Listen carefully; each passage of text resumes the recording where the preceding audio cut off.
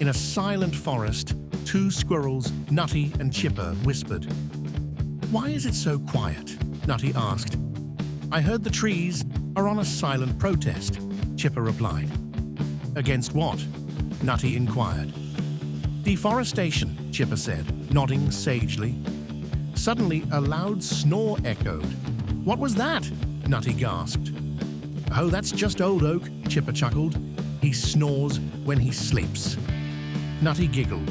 So much for a silent protest. They both laughed, realizing the forest wasn't silent after all. Hit the like button, subscribe, and leave a comment to support us.